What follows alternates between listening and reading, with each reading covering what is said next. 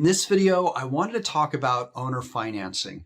Now, since the time that I started paying attention to real estate, a lot of things have happened when it comes to owner financing. And one of them is the Dodd-Frank ruling, which protected unsuspecting borrowers looking to move into a house and the seller's using some kind of seller financing because of all of the predatory lenders that have come up in years past. So there are rules out now to protect homeowners that are buying a house using those kinds of seller financing, purchase type of scenarios for deals that they're getting into. And the problem is that then that affects a lot of different ways that investors used to use seller financing. So I wanted to lead this video just by saying that there is such a thing as the Dodd-Frank ruling, and you can be doing all kinds of online searches to find out information about that.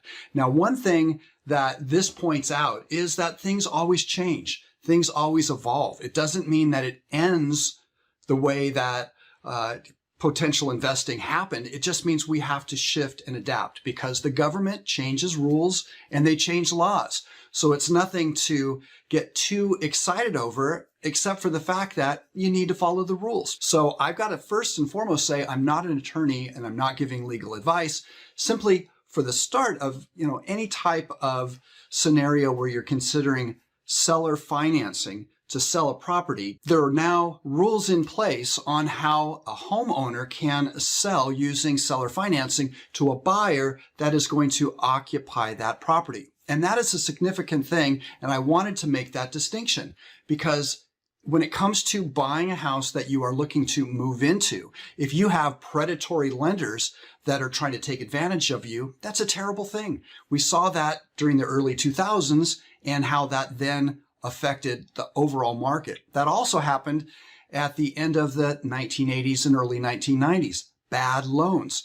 So at least the institution as a whole is learning from those experiences, and they've put into place protection type of laws. So with that in mind, as investors, we're not moving into that property if we're using seller financing in order to acquire property. Or in other words, to help a distressed homeowner get out from underneath the scenario that they might be in. To be reaching out to distressed homeowners is to then let them know we care, let them know that we want to know what it is they need so we can be putting together the solutions that they need. We're not just going to be shotgunning all kinds of things that we can do for them because chances are a lot of those things aren't what they need. Those aren't the things that are keeping them up at night. And we need to start that conversation, start that relationship, build the trust so that we can understand what it is they truly need so we can put a deal together that's going to make sense to them. So we can be putting together a two-offer solution and then let them know, hey, I put this together for you. I think you're going to like it. Which one of these would work best for you? Instead of, here's my offer, and they say yes or no. It's a lot better way to go about it.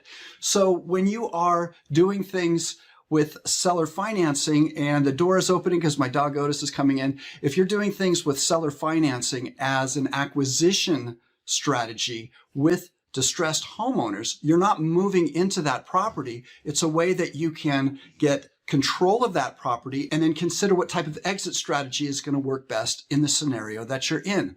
You are not moving into that property.